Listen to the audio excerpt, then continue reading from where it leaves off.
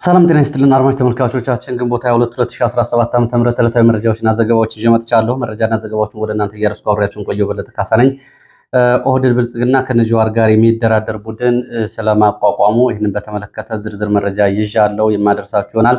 በተለያዩ አካባቢዎች የተደረጉ ያሉ አፍላ ውጊያዎችን በተመለከተ ዝርዝር መረጃ ይዣለሁ። ከዚህ ጋር በተያያዘ የውሎ ሪፖርቶችን በአማራ ክልል የተለያዩ አካባቢዎች የግንባር መረጃዎች የምሰሟቸው ይሆናሉ። ሌሎችም እንደዚሁ ዲፕሎማሲያዊ፣ ፖለቲካዊና ዓለም አቀፍ የአፍሪካ ቀንድ መረጃዎችን አካትቻለሁ። እየተከታተላችሁ አብራችሁ እንድትቆዩ እስከ መጨረሻው እንዲሁም ደግሞ ሀሳብ አስተያየት ኖራችሁ ጥቆማ ዜና@gmail.com ላይ ሀሳብ አስተያየቶቻችሁ እንድታደርሱ በሜሴንጀር፣ በቴሌግራም፣ በዋትስአፕ፣ በትዊተር የውስጥ መልእክት መላኪያ መንገዶች መልእክቶቻችሁን እንድታደርሱ በአክብሮት ጋብዛለሁ። ብዙዎቻችሁን እያደረጋችሁ ስለሆነ በእጅጉ አመሰግናለሁ።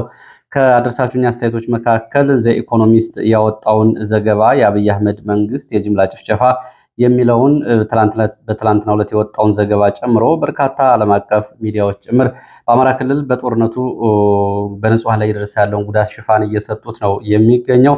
በአንጻሩ ደግሞ በተለይ በማህበራዊ ሚዲያ ያሉት ራሳቸው የአማራ ተወላጆችና የሚመለከታቸው አካላት ለጉዳዩ ትኩረት አልሰጡትም። ባልሆኑ ጉዳዮች ነው ማህበራዊ ሚዲያ ላይ ለንጹሃን ድምፅ በመሆን ሳይሆን በልዩ ልዩ ንትርክ እንዲሁም ደግሞ በማይረቡ ጉዳዮች ነው ጊዜያቸውን የሚያሳልፉት የሚሉ አስተያየቶችን ጨምራችሁ ነው። ብዙዎቹ ይህን እንኳ ዘገባ አልተመለከቱትም። ማህበራዊ ሚዲያው ላይ እንኳ ይሄ በስፋት አልተሰራጨም። ምንድን ነው እየሆነ ያለው? ማህበራዊ ሚዲያውን ቢያንስ ለንጹሃን በአሰቃቂ ሁኔታ ለሚገደሉ ህፃናት፣ እናቶች ድምፅ መሆን ይገባል እኮ ብለዋል። ልክ ነው። ይህንን ልታነቡ ትችላላችሁ። ዘኢኮኖሚስት ተነባቢ የሆነው የዓለማችን ጋዜጦች አንዱ የሆነው በብራቃት በምዕራዊና በአካባቢው ያሉትን ጉዳቶች በተመለከተ ዘገባ ይዞ ወጥቷል። በነገራችን ላይ ዘጋርዲያንን ጨምሮ በተለያዩ አካባቢዎች የተደረጉ ያሉ ግፍና ሰቆቃዎች ባለፈው ከሁለት ሳምንት በፊት መውጣታቸው ይታወቃል። እየተከታተላችሁ ልታነቧቸው ትችላላችሁ። በማህበራዊ ሚዲያም በተቻለ መጠን ለወገኖቻችሁ ድምፅ በመሆን ያላችሁን አስተዋጽኦ እንድታሳድጉም በዚሁ እንግዲህ አስተያየት ሰጪዎች ጥሪ አቅርበዋል። ወደ መረጃዎቹ ነው የሚሄደው። የኢትዮጵያ ጤና ባለሙያዎች ማህበር መግለጫ አውጥቷል። በ18ኛ ቀን እንግዲህ ሐኪሞቹ የመብትና የጥቅማጥቅም ጥያቄዎች ላይ መግለጫዎችን ሰጥቷል። በመግለጫው እንግዲህ የኢትዮጵያ ጤና ባለሙያዎች ማህበር የሚከተለውን ጉዳይ አንስቷል። ጥያቄዎችን ለበርካታ ዘመናት ሲያቀርቡ መቆየታቸውን የጤና ባለሙያዎቹ ማህበሩ አረጋግጦ እስካሁን ግን ምንም አይነት ምላሽ ባለማግኘታቸው የጤና ባለሙያዎቹ ወደ ሰላማዊ የመብት ማስከበር ወይም ደግሞ ወደ ሰላማዊ ትግል መሸጋገራቸውንና ይህንን እንቅስቃሴያቸውንም ማህበሩ በጽኑ እንደሚደግፍ ነው የገለጸው። ማህበሩ የመብት ጥያቄዎችን እውቅና ይሰጣል፣ ድጋፍ ይሰጣል። መንግስትም ጥያቄያቸውን በአስቸኳይ እንዲመልስ በመግለጫ ጭምር ድጋፍ መስጠቱን በዛሬው መግለጫ አንስቷል። ማህበሩ የጤና ባለሙያዎች ጥያቄዎች እልባት ሊበጅላቸው ይገባል በሚለው መግለጫው 5 ነጥቦችን አንስቷል። ከዚህ ባሻገር ከኢትዮጵያ ሰብዓዊ መብቶች ኮሚሽን ጋር እየተደረገ ያለውን ድርድርም ማህበሩ እንደሚደግፍና ውይይቱ ተጠናክሮ እንደሚቀጥል እንደዚሁ በመግለጫው አሳውቋል። 5 ነጥቦች ደግሞ አንደኛ፣ በፈጠራ ክስ በወንጀል በቂ ባልሆነ ምክንያት የታሰሩ የጤና ባለሙያዎች ያለ ቅድመ ሁኔታ በአስቸኳይ እንዲለቀቁ ማህበሩ በመግለጫው ጠይቋል። ይህም እንግዲህ ዓለም አቀፍ የሰራተኞች ድርጅት የሰጣቸውን መብቶችና ኢትዮጵያ የፈረማቻቸውን ህግጋቶች የተላለፈ ነው። የመደራጀትና በጋራ የመደራደር መብትን የማስከበር መብትን የጣሰ ነው የተደረገው በሐኪሞቹ ላይ ስር በአስቸኳይ ሊፈቱ ይገባል ብሏል። ሁለተኛ፣ ከስራ ማሰናበት ጥያቄ ያቀረቡትን የጤና ባለሙያዎች በማስፈራራት ዛቻ መፈጸም እንዲሁም ደግሞ እነዚህን ከስራ በማሰናበት አዲስ ቅጥር ለማውጣት የሚደረገው እንቅስቃሴ ተቀባይነት የለውም፣ በአስቸኳይ ሊቆም ይገባል ብሏል። ሶስተኛ፣ ከሙያ ማህበራት፣ ከሲቪል ማህበረሰብ አባላት፣ ከመንግስት ባለስልጣናት የተውጣጣ ኮሚቴ በአስቸኳይ እንዲዋቀርና የድርድር አፈጻጸሙና የድርድር ሂደቱን እንዲከታተል ይህም ኮሚቴ ወደ ስራ እንዲገባ የኢትዮጵያ ጤና ባለሙያዎች ማህበር በመግለጫው ጠይቋል። አራተኛ፣ ማንኛውም ሰራተኛ መብቱን የመጠየቅ ዋስትና እንዲሰጠው እንደዚሁ በመግለጫው ጠይቋል። አምስተኛ፣ የጤና ባለሙያዎች ያነሷቸው ጥያቄዎች በድርድር እንዲፈቱና አስቸኳይ መፍትሄ እንዲሰጣቸው ማህበሩ በዛሬ መግለጫው ይህንን አሳውቋል። እንግዲህ እስካሁን ድረስ ባሉት መረጃዎች ከ140 በላይ የጤና ባለሙያዎች በተለያዩ ቦታዎች እስር ላይ ነው የሚገኙት።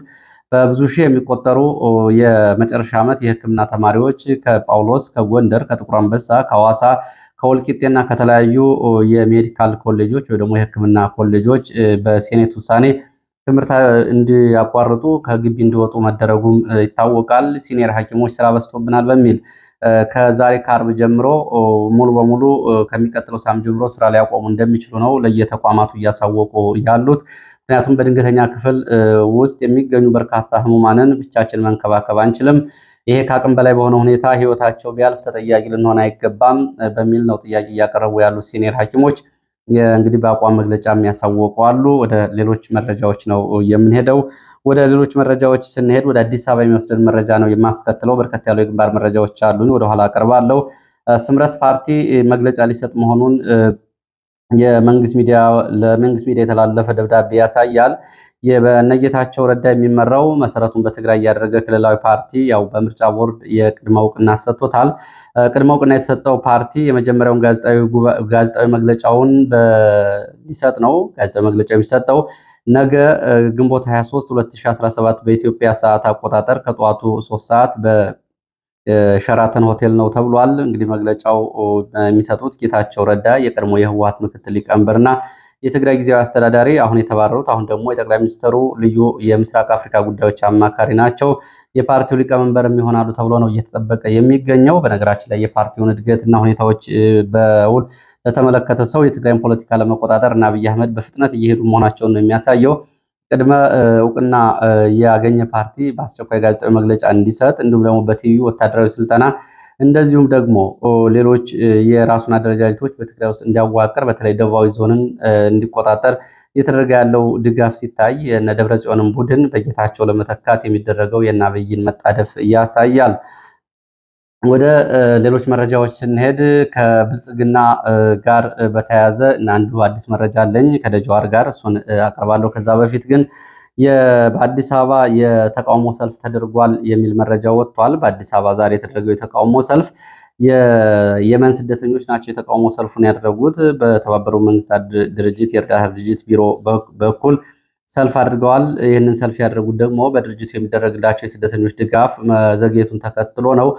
ሰልፉ ግን በኢትዮጵያ የጸጥታ ኃይሎች ተበትኗል ነው የተባለው። ያው እንግዲህ የጸጥታ ኃይሎች ሰልፍ ካለ በጣም ነው የሚደነግጡት። ከዚህ ጋር በተያያዘም እንደዚሁ የፌዴራል ፖሊስ በትላንትናው ዕለት ያነበረውን ሪፖርት አቅርቤላችኋለሁ። ዛሬም ከፌዴራል ፖሊስ ጋር በተያያዘ አዲስ መረጃ አለኝ። በአማራ ክልል ከፋኖ ጋር እየተደረገ ባለው ጦርነት በርካታ የፌዴራል ፖሊስ አባላት መሞታቸውን ከተቋሙ የወጡ መረጃዎች ያሳያሉ። የፌዴራል ፖሊስ አባላቱ መደበኛ ባልሆነ ጦርነት ተገደው እንዲገቡና እንዲሞቱ መደረጋቸው ተገቢ አይደለም የሚል ግምገማ ተነስቷል በተቋሙ ነው የተባለው። ኃላፊዎቹ ግን የፌዴራል ጸጥታ ግብረ ኃይል ከሚመራው ኮማንድ ፖስት ውጭ መሆን አይችልም ተቋሙ። ስለዚህ ለተደረገው የህግ ማስከበር ጥሪ ነው የፌዴራል ፖሊስ እንዲሰለፍ የተደረገው። ስለዚህ መሞታቸው እንግዲህ ለተሰለፉበት ዓላማ ነው የሚል ምላሽ ቢሰጡም ሌሎቹ የፌዴራል ፖሊስ አባላት ግን ይህንን አንቀበለውም፣ እኛ እየሰለጠን ነው ለከተማ እንዲሁም ለወንጀል ምርመራና ለሌላ ጸጥታ ነው። በመደበኛ የግንባር ውጊያ እንድንሳተፍ መደረጉና ጓደኞቻችን የከፈሉት ዋጋ ተቀባይነት የለውም የሚል ተቃውሞ አቅርበዋል ነው የተባለው። ይህንን ተቃውሞ ያቀረቡ የፌዴራል ፖሊስ አባላት በአይነ ቁራኛ እየተከታተሏቸው ነው ተብሏል።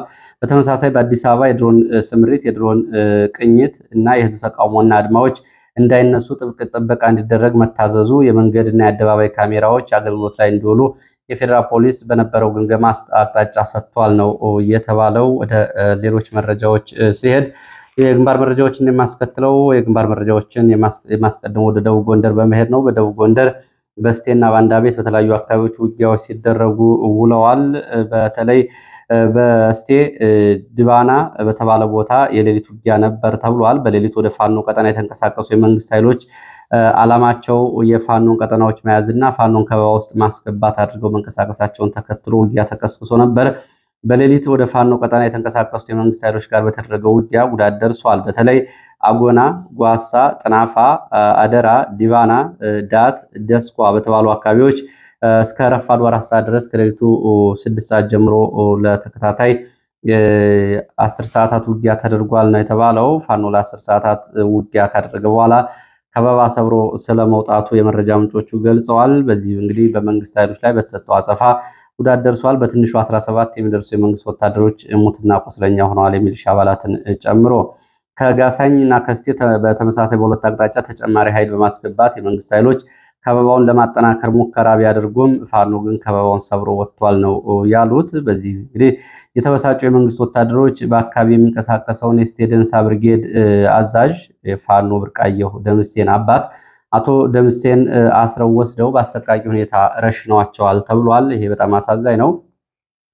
እንግዲህ በሽማግሌው ተወስደው የተረሸኑት ልጃቸው ፋኖ በመሆኑ እንጂ ምንም አይነት ተሳትፎ ስላላቸው አይደለም። በፋኖ ጋር በሚደረጉ ውጊያዎች ጉዳት የሚደርስባቸው የሚሊሻ አባላት በቤተሰቦቻቸው ላይ የሚፈጽሙት በቀል ከዕለት ወደ ዕለት እየጨመረ ነው የመጣው። እስቴም የተደረገው ይኸው ነው ተብሏል። እንግዲህ በአሰቃቂ ሁኔታ ነው ሽማግሌው እየተረሸኑት። በዚሁ በስቴ ቀጠና አንዳቤት ወረዳ ገነተ ማርያም ተብሎ የሚጠራ ቦታ ዛሬ ረፋድ ለሰዓታት የቆየ ውጊያ ተደርጓል። ከአንዳቤት ወደ ቦታው የተንቀሳቀሰው የመንግስት ኃይል ጋር በተደረገ ውጊያ እንደዚሁ የደረሰው ጉዳት አልታወቀም። በውጊያው ግን የቆሰሉ ወደ ሕክምና ተቋማት ስለመግባታቸው የሆስፒታል የመረጃ ምንጮች ገልጸዋል። እረኛ ሸንጎ በተብሎ የሚጠራ ቦታ በዚሁ አንዳቤትም እንደዚሁ የደፈጣ ጥቃት ተፈጽሟል። በዚህ የደፈጣ ጥቃት የአድማ ብተናና የሚሊሻ አባላት ላይ ጉዳት ደርሷል። በተሽከርካሪ ላይ በተፈጸመው ጥቃት ማለት ነው። ከአንዳቤት ከተማ ለአሰሳ ሲንቀሳቀስ የነበረ የሚሊሻና የአድማ ብተና ኃይል ላይ ነው ይሄ ጥቃት እየተፈጸመው። በዚህ በኩል የደረሰው ጉዳት አልታወቀም። ሌላው ዛሬ እንደዚሁ ውጊያዎች፣ የደፈጣ ጥቃቶች ሲደረጉባቸው ካረፈዱ አካባቢዎች አንዱ የራያ ቆቦ ወረዳ ነው። በራያ ቆቦ ወረዳ በሰሜን ወሎ በተለያዩ አካባቢዎች ውጊያዎች ሲደረጉ ውለዋል። በወረዳው በተለይ ድንጋይ ቀበሌ፣ ቀዩ ጋሪያ፣ አረፋ ጊዮርጊስ፣ አቦሄ ጋሪያ እና አራዶም ተብሎ በሚጠሩ አካባቢዎች እስከ ጧት ድረስ የቀጠሉ ውጊያዎች ተደርገዋል። በአንድ ቦታዎቹን ስንመለከት አራዶም በመንግስት ጊዜያዊ ወታደሮች ካምፕ ላይ ፋኖ ድንገተኛ የደፈጣ ጥቃት በመፈጸም እና ድንገተኛ ጥቃት በመፈጸም ጉዳት አድርሷል። እንዲሁም ደግሞ ወደ አረፋ ጊዮርጊስ አካባቢ በብዛት ሲንቀሳቀስ በነበረ መንግስት ኃይል ጋር እንዲሁ የደፈጣ ጥቃትና የግንባር ውጊያ ተደርጎ የመንግስት ኃይል ወደኋላ እንዲመለስ ስለመደረጉና ውጊያው በዚህ አካባቢ ለ2 ሰዓታት የቆየ እንደነበር የቆቦ አካባቢ የመረጃ ምንጮች ገልጸዋል። በዚህ አካባቢ በተደረገው ውጊያ የደረሰ ጉዳት አልታወቀም። የመንግስት ኃይል ግን ወደ ቆቦ ከተማ ተመልሷል ነው ያሉት። ድንጋይ ቀበሌ ተብሎ የሚጠራው አካባቢ ብርቱ ውጊያ ከተደረገባቸው አካባቢዎች አንዱ ነው። የመንግስት ኃይል ወደዚህ ቀጠና በእግረኛ በመካናይዝድ የታገዘ እንቅስቃሴና ጥቃት ነበር የከፈተው። በውጊያው ከፍተኛ ወታደራዊ፣ ሰብአዊ፣ ቁሳዊ ጉዳት ደርሷል ተብሏል። በውጊያው አንድ የሻለቃ መሪ የመንግስት ኃይል ወታደራዊ አዛዥ ከባድ ቁስለኛ ሆኖ ወልዲያ ሆስፒታል ስለመግባቱ የመረጃ ምንጮቹ ገልጸዋል። በአሃዛዊ መረጃዎች ለማወቅ አልተቻለም። ከፍተኛ ጉዳት መድረሱን ግን የመረጃ ምንጮች ገልጸው አምቡላንሶች፣ ፓትሮሎች ቁስለኞችንና አስክሬኖችን ሲያመላልሱ ነበር ብለዋል። በውጊያው የነፍስ ወከፍ መሳሪያዎችና ተተኳሽ በፋኖች ገብቷል። እንደዚሁ ደግሞ 2 የመንግስት ወታደሮችም እንደዚሁ በፋኖች ገብተዋል ነው ያሉት። የመንግስት ወታደሮች በዙ 23 የታገዘ ድብደባና ውጊያ አድርገዋል። እንግዲህ በሻለቃ ደረጃ ያለው መሪ ማንነቱ ገና አልታወቀም ነው የሚሉት የመረጃ ምንጮቹ። ወልዲያ ሆስፒታል ገብቷል ለሕክምና። በዚህ በመኖሪያ መንደሮች ላይ በዙ 23 ድብደባ ጉዳት ደርሷል። በፋኖ አባላት በሲቪሊያን የደረሰው ጉዳት አልታወቀም። 4 የመኖሪያ ቤቶች ግን ጉዳት ደርሶባቸዋል ነው የተባለው። ወደ ምስራቅ ጎጃም ደብረ ኤልያስ ስንሄድ ደብረ ኤልያስ ከተማ ውስጥ ዛሬ ድንገተኛ ጥቃት ተፈጽሟል። በተፈጸመው ድንገተኛ ጥቃት በሚሊሻ አባላት ላይ ጉዳት ደርሷል ነው የተባለው። ይህንን ተከትሎ ከተማው ውስጥ ለ30 ደቂቃ የቆየ ተኩስ ነበር በተለያዩ ቦታዎች። በአንድ ሳምንት ለሁለተኛ ጊዜ ነው ፋኖ ወደ ከተማ በመግባት በሚሊሻ አባላት ላይ ጥቃት የፈጸመው የሚሉት የመረጃ ምንጮቹ። የአድማ ብተና አባላትም በተፈጸመው ጥቃት ጉዳት ደርሶባቸዋል። ፋኖ የከተማ ዘመቻዎችን አድርጎ ያለምንም ጉዳት ከከተማው ወጥቷል የሚሉት የመረጃ ምንጮች ባለፈውም በተፈጸመ ድንገተኛ ጥቃት በትንሹ 5 የሚሊሻና የአድማ ብተና አባላት እንዲሁም ደግሞ ቁጥራቸው ያልታወቀ የመከላከያ አባላት ሞትና ቁስለኛ ሆነዋል ተብሏል።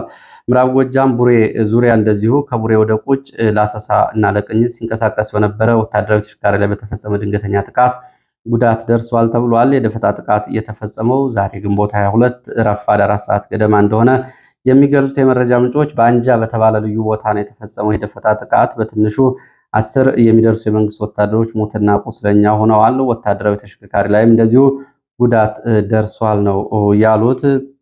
ወደ ሌሎች መረጃዎች ይቀጥላለሁ።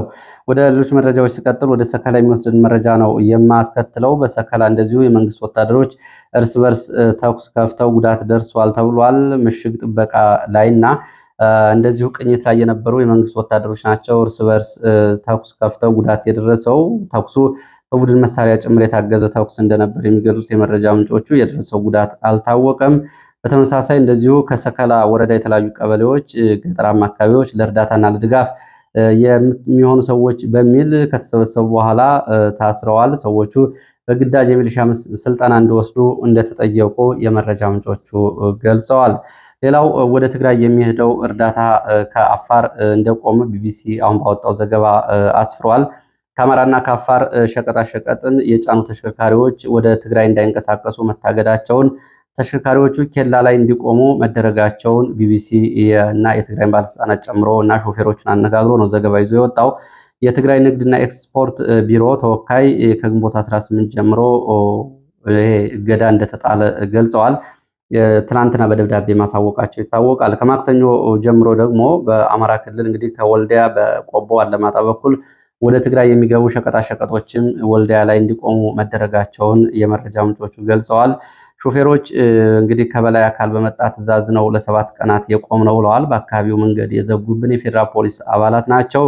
እነዚህ የጥበቃ የፌዴራል ፖሊስ አባላት ምንድነው ብለን ስጠይቃቸው እኛም ከበላይ አካል የመጣ ትዕዛዝ ነው አላወቅንም፣ ልቀቋቸው ስንባል እንለቃችኋለን፣ አቁሟቸው ስንባል እናቆማችኋለን በሚል ነው ምላሽ የሰጡ ብለዋል። እንግዲህ ወደ ትግራይ ሸቀጦች አያልፉም መባሉ በትግራይ ህብረተሰብ ከፍተኛ ጥርጣሬና ጭንቀት ፈጥሯል ነው የሚሉት ባለስልጣኑ። በትግራይ አለመረጋጋትና የዋጋ ንረትም ሊያመጣ ይችላል ተብሏል። ይሄ እንግዲህ የክልከላ ማለት ነው። ጉዳዩ ያው እንግዲህ ወደ ኤርትራ ሸቀጦች ከትግራይ እየሄዱ ነው የሚለው ጉዳይ እንደሆነ የሚገልጹት የመረጃ ምንጮች በዚህ ምክንያት እንግዲህ ወደ ትግራይ ነዳጅ፣ ሸቀጣሸቀጦች እንዳይሄዱ መደረጋቸው በትግራይ ውስጥ የኑሮ ውድነቱን እንዲሁም ደግሞ ከአሁን በፊት የነበረውን በተለይ ጫና ድጋሚ የሚያመጣ ነው በሚል አብዛኛው የማህበረሰብ ክፍል ከፍተኛ ጫና ውስጥ መግባቱን ነው ለማወቅ የተቻለው። ብልጽግና ከነጀዋር መሐመድ ጋር ሊደራደር ነው የሚለው በዚህ ሰዓት ከያስኳቸው መረጃዎች መካከል አንዱና ወሳኙ ነው። ብልጽግና ከነጀዋር ጋር የሚደራደር የሽማግሌ ቡድን እንዲቋቋም አቅጣጫ ሰጥቷል የሚሉት የመረጃ ምንጮቹ ከአባ ገዳዎች፣ ከኦሮሞ ባለሀብቶች፣ ከቀድሞ ባለስልጣናት እና አባዱላን እና ከኦነግም እነ ሌንጮን ጨምሮ የሚዋቀሩበት ቡድን ያኮረፉ የኦሮሞ ፖለቲከኞችን፣ ወታደራዊ ባለስልጣናትን፣ የማህበራዊ ሚዲያ አንቂዎችን ጨምሮ እንዲደራደሩና እንዲነጋገሩ ለማድረግ የኮሚቴ ቡድኑ ይቋቋማል ነው የተባለው። ይህ ቡድን የመነጋገር፣ የመደራደር፣ የማሳመን ኃላፊነት አለበት ተብሏል። የሚቋቋመው ኮሚቴ እነ ጀዋርን እነ ለማን ጨምሮ ያኮረፉ በርካታ የኦሮሞ ተቃዋሚዎችን ያነጋግራል፣ ያግባባል፣ ከብልጽግና ጋር እንዲስማሙ ያደርጋል ነው የተባለው። ቃል በቃል ልጃችን አብይ አህመድን ከጥላት ጋር ሆነው እረፍት የነሱትና የሚያዋክቡት የኛ ልጆችን ማሳመንና አብረውት እንዲቆሙ ማድረግ አለብን የሚል እንቅስቃሴ ነው እየተጀመረው የሚሉት ውስጥ አዋቂ የመረጃ ምንጮች ኮሚቴው የሽምግልና ቡድን አባላትን አዋቅሮ በቅርቡ እንቅስቃሴ ያደርጋልም ብለዋል። ከነ አባዱላ እነ ሌንጮ ድረስ እና ከአንጋፋዎቹ በሽማግሌዎች ምክክር ውስጥ ኮሚቴ ይዋቀራሉ ተብሏል። ከአሜሪካ ሚኔሶታ፣ ከአውሮፓ ሆላንድ ጭምር የሚቋቋሙ የኮሚቴ አባላት አሉ። ለጊዜው ስማቸው አልታወቀም ብለዋል የመረጃ ምንጮቹ። የመረጃ ምንጩ ኮሚቴው ተዋቅሮ መቼ ወደ ስራ እንደሚገባ አልታወቀም። እንግዲህ የሚፈልጉትን ሁሉ ለማድረግ ብልጽግና ለኮሚቴዎቹ መተማመኛ ይሰጣል ከዛ በፊት ተብሎ ይጠበቃል ነው የተባለው። የሽማግሌዎቹ ቡድን ባለፈው ቅዳሜ በኢሊሊ ሆቴል ስብሰባ አድርጎ ነበር ተብሏል። እንግዲህ ኮሚቴው መምከርና ኮሚቴ ማዋቀርና ኮሚቴውን ስብጥር ይፋ ማድረግ የሚቀጥለው ተግባር ነው ተብሏል። ጉዳዩ በሚስጥር የተያዘ ጉዳይ ነው ተብሏል። በዚህ በኩል እንግዲህ እነ ጀዋርን ለማናገር ሙከራ ያደርጋሉ ተብሎ ነው የሚጠበቀው። እነ ጀዋር በጉዳዩ ዙሪያ የሚሉት ካለ ወደፊት በሚዲያ በዘገባዎቻችን ይዘን የምንመለስ ይሆናል። ሌላው ባህር ዳር ዙሪያ የአድማ ብተና አባላት ከስምሪት ቀጠናቸው በመውጣት ፋኖን ስለመቀላቀላቸው የወጡ መረጃዎች ያሳያሉ። አዲስ ከሰለጠኑት የአድማ ብተና አባላት መካከል የሆኑ የትጥቃቸው እንደያዙ ወደ ፋኖ ተቀላቅለዋል። ሰሞኑን በተለያዩ አካባቢዎች በነገራችን ላይ ፋኖን የሚቀላቀሉ የአድማ ብተና የመከላከያ አባላት ቁጥራቸው እየጨመረ ነው የሚገኘው። በተለይ አዲስ ሰልጥነው ወደ ግንባር ከተሰማሩት የአድማ ብተና አባላት አብዛኞቹ ከነትጥቃቸው እየወጡ ነው። ይህም እንግዲህ አድማ ብተናዎች የሚሰለጥኑት ለፋኖ ነው ወይ በሚል የብልጽግና ባለስልጣናትን ጫና ውስጥ ከቷል ጉዳዩ ነው የተባለው። ምዕራብ ጎንደር መተማና አካባቢ በርካታ የአድማ ብተና አባላት ከስምሪት ቀጠናቸው ከወጡባቸው አካባቢዎች አንዱ ነው። እስከ 116 የሚደርሱ የአድማ ብተና አባላት ከአዲሱ ከስምሪት ቀጠናቸው ወጥተው ጠፍተዋል ነው የተባለው ባለፈው በወጡ ዘገባዎች። ሌላው ሲፒጄ መግለጫ አውጥቷል። የሲፒጄ የዓለም አቀፍ የተባበሩት መንግስታት ድርጅት የኤርትራ መንግስትን እንዲያወግዝ ጠይቋል። ሲፒጄ እና 31 መንግስታዊ ያልሆኑ ድርጅቶች በጋራ በሰጡት መግለጫ የዓለም አቀፉ ማህበረሰብ በኤርትራ መንግስት ላይ ጫና እንዲያሳርፍና እንዲያወግዝ ጠይቀዋል። የኤርትራ መንግስት በዜጎቹ ላይ ሰብአዊ መብት ጥሰት፣ እስራት፣ አስገድዶ መሰወር ይፈጽማል ያሉት ድርጅቶቹ የተፈጸሙ ከባድ የሰብአዊ መብት ጥሰቶችም ምርመራ እንዲደረግባቸውና ምርመራው እንዲቀጥል ጠይቀዋል። በጋዜጠኞች እና በተቃዋሚዎች በዜጎች ላይ ከባድ የሰብአዊ መብት ጥሰት ተፈጽሟል ያሉት ድርጅቶቹ በኤርትራ ላይ ምርመራ የሚያደርገው የሰብአዊ መብት ድርጅት በሚቀጥለው ሐምሌ የአገልግሎት ጊዜው ይጠናቀቃል። አሁን ግን የአገልግሎት ጊዜው እንዲራዘምለት እነዚህ ድርጅቶች እየጠየቁ ነው የሚገኙት።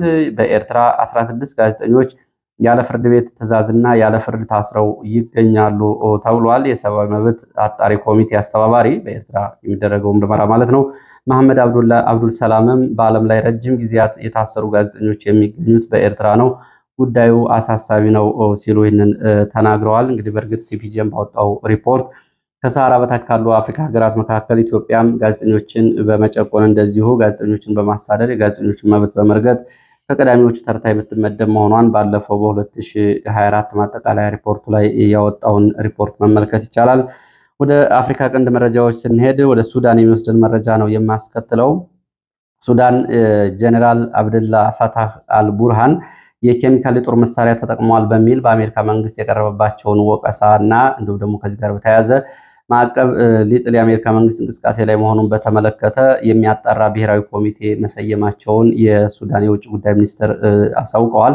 የውጭ ጉዳይ ሚኒስትሩ በሱዳን በጀኔራል አልቡርሃን ተፈጽሟል የተባለውን የኬሚካል የጦር መሳሪያ የሚያጣራ ብሔራዊ ኮሚቴ መሰየሙን ለዓለም አቀፍ ሚዲያዎች ገልጸዋል። በዚሁ በሱዳን ውስጥ በሱዳን ምስሪያ የተባሉ ጎሳዎች እንደዚሁ ከሱዳን ጦር ጋር በተለይ በኮርዶፋን ግዛት ውጊያ እያደረጉ መሆናቸውንም የመረጃ ምንጮች ገልጸዋል። በሱዳን የፈጥኖ ደራሽ ኃይሉ ወሳኝ የተባሉ 3 ቦታዎችን መቆጣጠሩን ገልጿል። አራተኛውንም እንደዚሁ እየያዘ እንደሆነ ነው የገለጸው። ከነዚህ መካከል እንግዲህ ዱባይ ቤት፣ አልሐማድ፣ አልሐዋይ እንዲሁም ደግሞ ሳመሪያ ተብለው የሚጠሩትን ወሳኝ የሱዳን ቦታዎች በኮርዶፋን አካባቢ መቆጣጠሩን ነው አርኤስኤፍ እየገለጸው። በሱዳን ሌላ የሱዳን ትብብር የሚባል ኃይልም አልጀዚራ የምትባለውን ከተማ ተቆጣጥሯል የተባለው። እንግዲህ በሱዳን ከሚታወቁት ተፋላሚዎች ባሻገር በርካታ ታጣቂ ቡድኖችም እየተፈለፈሉ ነው የሚገኙት። ይሄ ደግሞ ሳፍ የተባለ ቡድን አልጀዚራ ተብላ የምትጠራውን ወሳኝ ግዛት መያዙን ለማወቅ ተችሏል። ሌላው በምስራቅ አፍሪካ የሶማሌላንድን የተመለከተ መረጃ ነው። ሶማሌላንድ የመጀመሪያውን የዲፕሎማቲክ ቢሮ በናይሮቢ ከፍታለች ተብሏል። ሶማሌላንድ በናይሮቢ የከፈተችው ቢሮ የላይዘን ኦፊስ ወይም ደግሞ ጉዳዮችን ማስፈጸሚያ ቢሮ ነው። ይሄ ቢሮ በናይሮቢ መከፈቱ የሶማሌላንድ እና የናይሮቢን የዲፕሎማሲ ግንኙነት ያሳድገዋል ሲሉ ነው የሶማሌላንድ ባለስልጣናት እየገለጹ የሚገኙት። ይሄ ግን በሞቃዲሾ በኩል ቁጣ ቀስቅሷል።